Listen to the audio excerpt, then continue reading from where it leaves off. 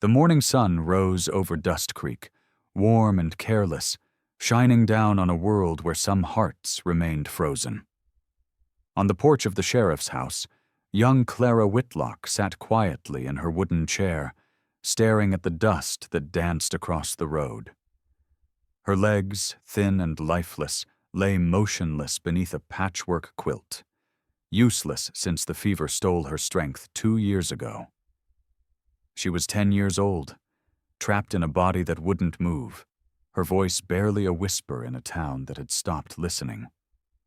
Sheriff Whitlock loved his daughter fiercely, but was a hard man shaped by years of law and loss. He spent his days chasing cattle thieves and drunken brawlers, leaving Clara in the care of a town that pitied her but did not know how to help her. She smiled at them sometimes, though it never reached her eyes. On this particular morning, as Clara watched the townsfolk pass without seeing her, a figure appeared at the edge of the street. Barefoot, lean, and watchful. A Lakota boy, no older than 12, with sharp black eyes and a quiet presence that unsettled the townspeople.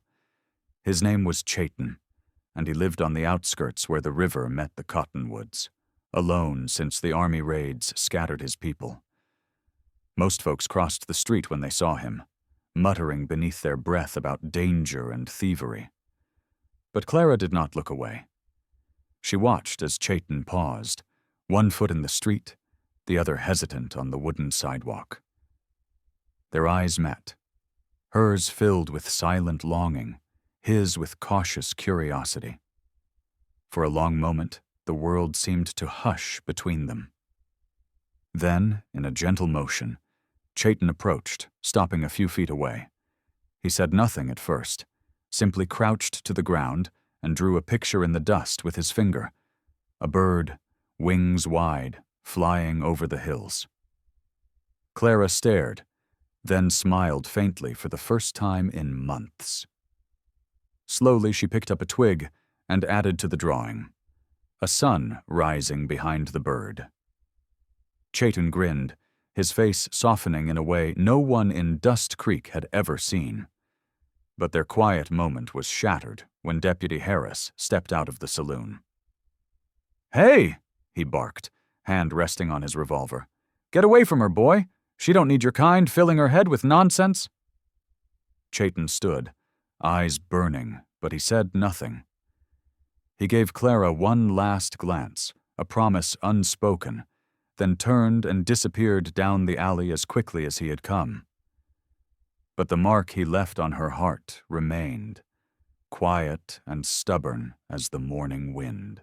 The afternoon heat pressed heavy over Dust Creek, but beneath the weeping willow near the dry creek bed, Clara found cool shade and a sliver of peace. Her father thought she stayed on the porch all day, but today, with the help of her crutches and stubborn will, she had made her slow way to the tree. She sat alone in the grass, legs useless beneath her, wondering if the boy with the dark eyes would return. And he did. Like a shadow slipping through sunlight, Chayton appeared from the brush, carrying a small bundle of herbs and roots. He approached quietly, crouching beside her without a word. From his satchel he pulled a handful of willow bark, crushed and mixed with river mint. "For pain," he said softly, offering it in his palm. Clara hesitated. She had been told to fear him, warned that his people were enemies, but her pain had never cared about enemies or friends. Slowly she took the mixture, their fingers brushing for the briefest moment. Chayton smiled, small and genuine. Over the days that followed, they met beneath the willow tree. He taught her how to bind herbs into poultices, how to listen to the wind's voice in the leaves, how to smile without words. And she, in turn, taught him the language of books, reading aloud from tattered pages while he listened with quiet wonder. But in town, whispers grew sharp. Deputy Harris noticed her disappearances, and the preacher's wife claimed to see that Indian boy sneaking through the alleyways. Fear turned into anger, and anger into threat. One evening, Sheriff Whitlock sat at the kitchen table, his brow furrowed as he cleaned his revolver. "People are talking, Clara," he said, his voice heavy with worry. "You've got to stay away from him. I lost your mother to fever. I won't lose you to something worse." Clara wanted to argue, but words tangled in her throat. How could she explain that for the first time in years she didn't feel broken? That in the quiet company of a boy no one trusted, she had found laughter again? Tears stung her eyes, but she lowered her head in silence. That night, as the town settled into uneasy sleep, Clara slipped from her room, crutches in hand, and made her way back to the willow. There she found Chayton waiting, a quiet fire glowing between them. "You shouldn't have come," he whispered, but she smiled through her fear. "Neither should you. And yet, here we are." Beneath the stars, two outcasts shared a world no one else could see. Morning light spilled softly through the willow branches as Chayton crouched beside Clara, his brow furrowed in thought. "Your legs are asleep," he said, gently touching her knee. "Not dead. Maybe they need to wake up." No one had ever said such a thing to her. Doctors from far towns had shaken their heads, calling it permanent, hopeless. But Chayton, in his quiet certainty, refused to see brokenness where others did. He gathered smooth stones from the creek and lined them on the grass in a crooked path. "Touch them with your feet," he said. Clara stared, fear and doubt pressing against her chest. "I can't." Chayton tilted his head, a playful grin flickering. "Not yet. But maybe today you try." Taking a deep breath, Clara closed her eyes and shifted on the blanket. With trembling hands, she lifted one useless foot and let it fall onto the first stone. It was clumsy, weak, but real.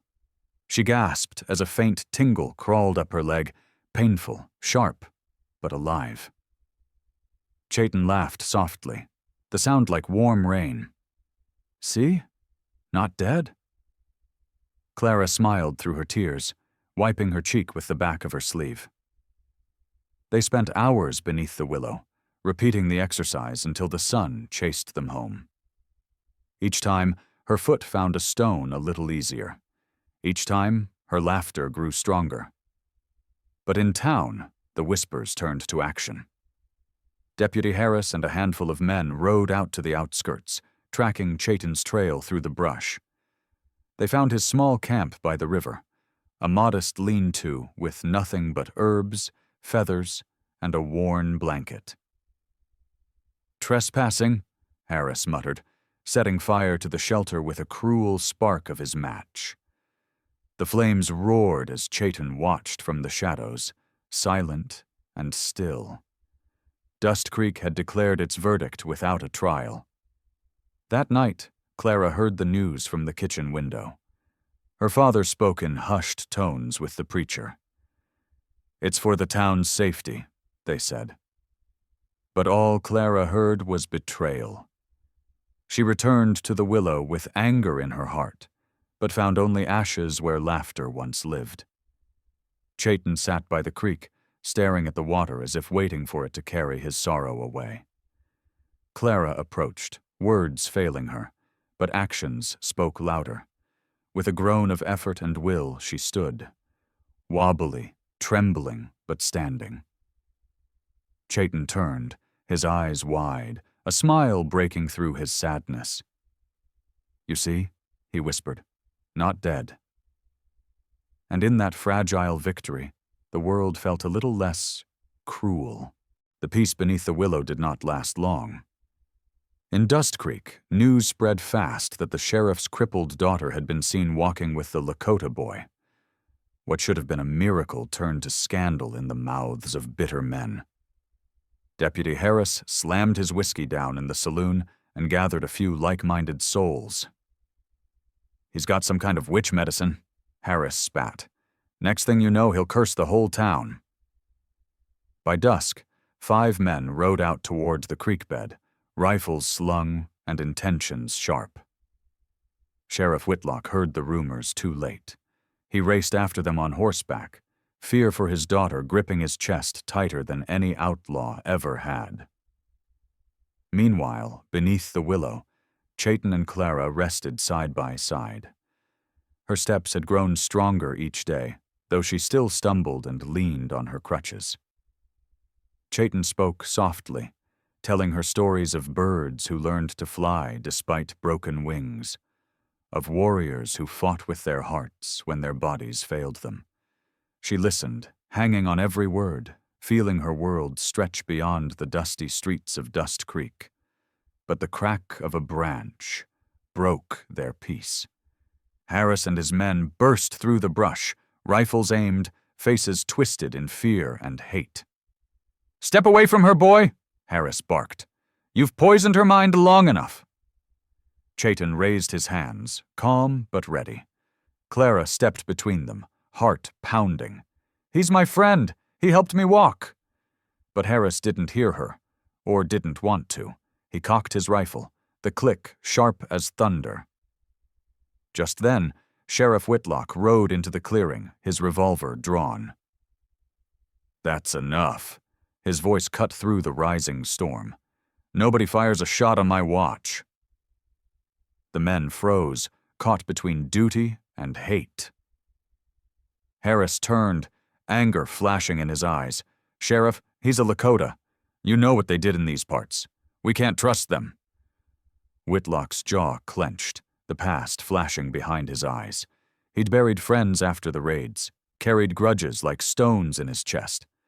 But now, looking at his daughter, standing, alive, free in a way he hadn't seen since her illness, he saw something stronger than hate.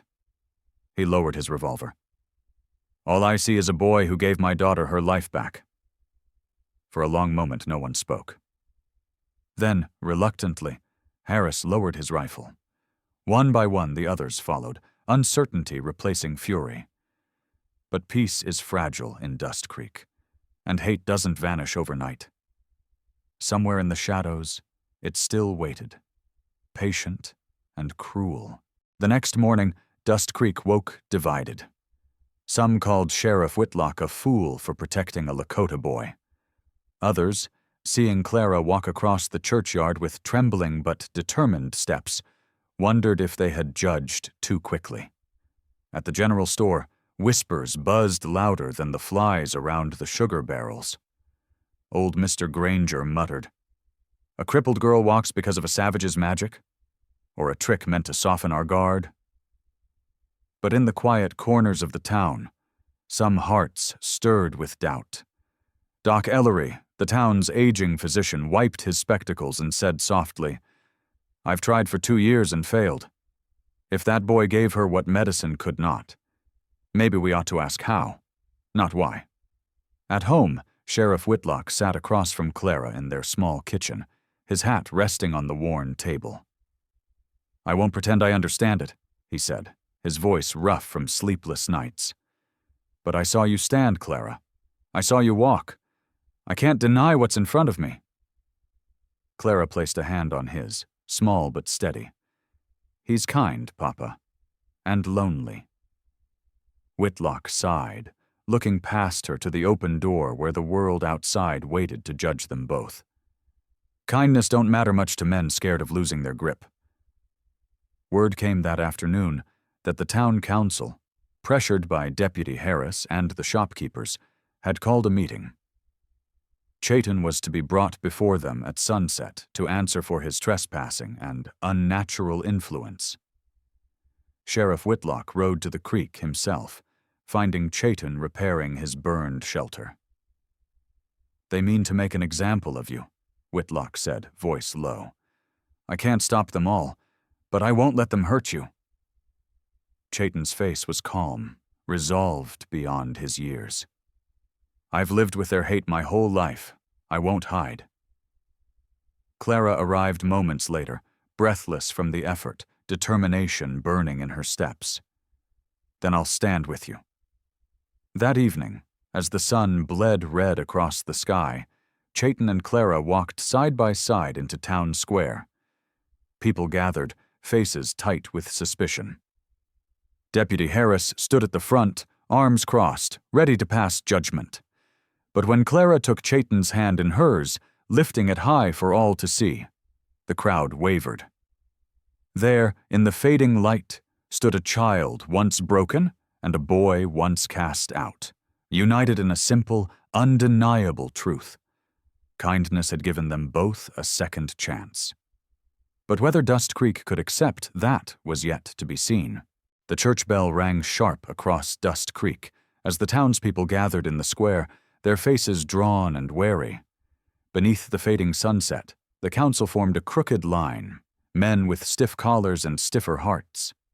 Deputy Harris stood beside them, arms folded, his glare fixed on Chayton like a wolf sizing up its prey. Sheriff Whitlock watched from the edge, his hand resting on his holster, ready to stop any foolishness before it turned deadly. Clara stood at Chayton's side, her crutches abandoned, balancing on weak but defiant legs. She squeezed his hand, trembling but determined not to fall. Reverend Polk cleared his throat, voice low and careful. "Chayton of the Lakota people, you are accused of trespassing on Dust Creek lands and of influencing a child against her family and faith. How do you answer these charges?" Chayton said nothing at first. He scanned the crowd, seeing fear in their eyes, but also confusion. Slowly, he spoke, his voice steady as river stone. "I trespassed only to find peace. I harmed no one. I showed a girl her legs were not lost, only sleeping." Murmurs rippled through the crowd. Harris stepped forward. "And what about the raid 3 winters ago? Your people burned our fields, stole our cattle, killed our kin." Chayton met his gaze without flinching. "I was a child when that war came. I did not hold the torch. I did not fire the arrow." Silence fell, thick and uneasy. For the first time, Dust Creek heard the difference between a warrior and a boy caught in the storm of other men's hatred. Clara lifted her chin, voice clear and unwavering. "I was broken. He helped me heal. If that's a crime, then Dust Creek has lost its soul." Sheriff Whitlock took a step forward, his boots echoing against the wood planks. "My daughter walks because of this boy's kindness. If any man here still calls him enemy, you'll have to answer to me." The council exchanged glances, uncertainty creeping into their proud faces. Finally, Reverend Polk spoke, softer now. "Perhaps mercy ought to walk beside justice this once." Grudgingly, the council nodded. But Harris remained still, his heart unwilling to yield. He spat at the ground near Chayton's feet and walked away, taking his hate with him into the shadows. The crowd began to disperse, some ashamed, some confused, and some, for the first time, thoughtful. Beneath the stars, Clara and Chayton stood alone in the square, the night stretching wide before them. They had won a battle, but the war for hearts would take longer still. Dust Creek woke to a fragile peace the next day, but old grudges don't die easy. Though the council had spared Chayton from punishment, many townsfolk still whispered behind closed doors, casting wary glances whenever he passed. Clara, though tired from the struggle, refused to hide. She walked each morning down Main Street, her steps slow but proud, a silent answer to every bitter tongue. Sheriff Whitlock watched her from the porch, pride softening the hard lines of his face. Yet his hand never strayed far from his revolver. He knew hate simmered beneath the surface, waiting for its chance to rise again. That chance came sooner than anyone expected. Late one afternoon, smoke rose from the northern ridge. Chayton's rebuilt shelter by the creek, nothing but charred remains once more. Clara and Silas reached the ruins as the last flames died down. Chayton stood alone in the smoke, shoulders heavy but unbroken. He didn't weep, didn't curse. He simply picked up what little remained and began to clear the ashes. Clara bit her lip, anger boiling in her chest. "Who did this?" Chayton's voice was calm, distant. "Does it matter? Fire burns the same, no matter whose hand lights it." Sheriff Whitlock arrived shortly after, scanning the tracks in the dust. He recognized one set of boot prints immediately. Deputy Harris. Whitlock's jaw clenched. He had hoped the council's decision would have settled the matter, but Harris was a man who carried hate like a badge. That night, in the sheriff's office, Whitlock confronted his deputy. "I know what you did, Harris." Harris leaned back, unrepentant. "I did what this town's too afraid to finish. That boy don't belong here." Whitlock's voice dropped to a quiet thunder. "If you burn this town's decency to the ground chasing old ghosts, you're the one who don't belong." For the first time, Harris looked uncertain, but pride kept him from backing down. "Then maybe I should ride out. Plenty of towns left where right and wrong ain't so tangled." Whitlock met his gaze with steady resolve. "Maybe you should." The next morning, Harris was gone, his saddle cold and his bed empty. Dust Creek exhaled, though uneasily. The danger had passed for now, but trust was a seed that took time to grow. Clara and Chayton rebuilt the shelter together, plank by plank, laughter mingling with the hammer's rhythm. The willow stood tall above them, its branches swaying softly in the breeze, as if offering them shelter from a world still learning to forgive. And though scars remained, they built something stronger on the ashes. Hope. Summer came slow and warm, stretching long shadows across the creek where two worlds met. Each day, Clara's steps grew steadier, her laughter louder beneath the wide Dakota sky. She and Chayton spent hours by the riverbank, her reading from a battered book, him teaching her to weave grass into birds and horses, their friendship a quiet rebellion against a town that still didn't know what to make of them. But peace, as always, was fragile. Travelers passing through Dust Creek spoke of new tensions rising along the frontier, soldiers moving north, Lakota camps stirring with rumors of broken treaties. Fear returned to the hearts of men like a sickness. Sheriff Whitlock heard the whispers over poker tables and at the church steps. What happens when war rides downriver again? And what side does a Lakota boy living in Dust Creek stand on? Whitlock carried the questions home, their weight bending his shoulders. One evening, as the sun melted into the hills, he found Chayton alone beneath the willow, staring at the water. "There's talk in town," Whitlock said, voice quiet but firm. "Some say when your people rise up, you'll turn on us too." Chayton didn't flinch. "I am Lakota. That will never change. But I didn't set the fires that burned your fields. I didn't take your cattle. My fight is not with Dust Creek, unless Dust Creek makes it so." The sheriff studied him, seeing a boy shaped by loss but refusing to be broken by it. He sighed and sank onto a log beside him. "I spent most of my life dividing the world into enemies and friends. Lately, I wonder how much I missed in between." From the porch, Clara watched them. Two men on opposite sides of a scarred history, finding something close to understanding. The next day, Whitlock made a quiet choice. He invited Chayton to Sunday supper. No speeches, no announcements, just a plate at the table, as if it had always been his. Some townsfolk grumbled when they heard, others stayed silent, but a few smiled softly, recognizing something braver than guns or fences, a father willing to protect the man who saved his daughter's soul. That evening, as they bowed their heads in grace, Clara sneaked a glance at Chayton, who smiled shyly beside her. For the first time, the house felt full, not with noise but with belonging. Outside, the river whispered to the wind, carrying their laughter beyond the willows, beyond the scars of the past. Somewhere far off, the world still burned, But here, for one summer night, peace held. Peace lasted until the soldiers arrived. One hot August morning, dust clouds rose along the southern trail as a troop of cavalry thundered into Dust Creek, their blue uniforms sharp against the pale horizon. Captain Aldridge, stern and narrow-eyed, dismounted in front of the sheriff's office and wasted no time. "We're tracking Lakota raiding parties," he said flatly. "They've been spotted near the northern ridge. Every able-bodied man in town is to assist." Sheriff Whitlock's heart sank. He knew what such orders meant. No room for questions, no room for mercy.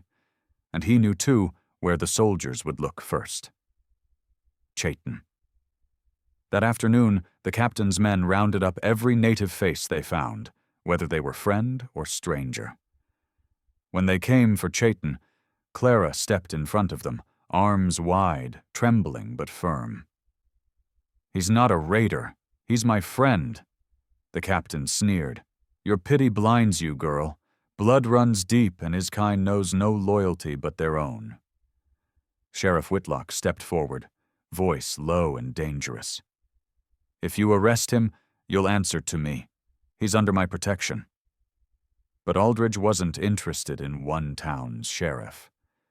He ordered his men to bind Chayton's hands and drag him toward the makeshift jail, deaf to the protests that followed.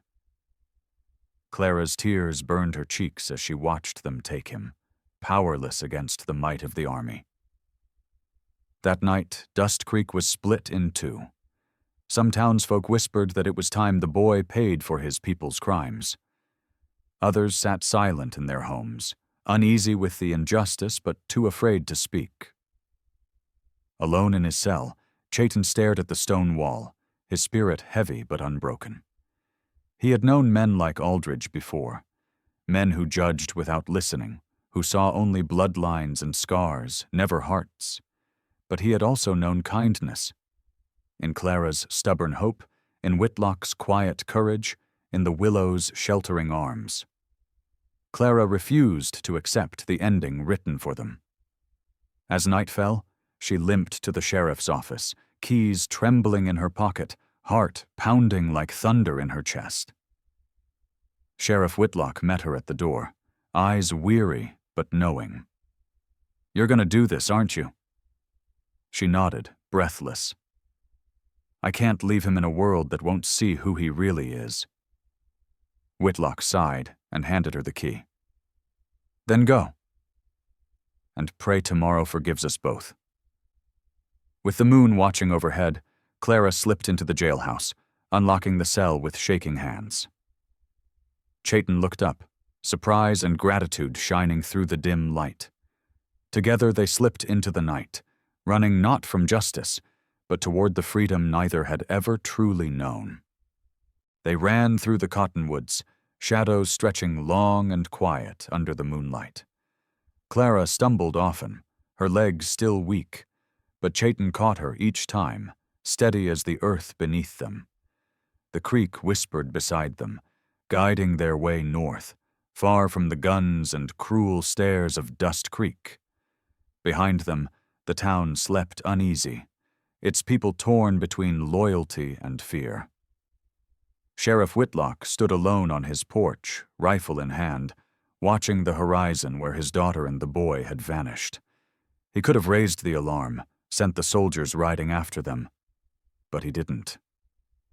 Instead, he whispered into the night, "Run far, little bird. Find the sky they kept from you."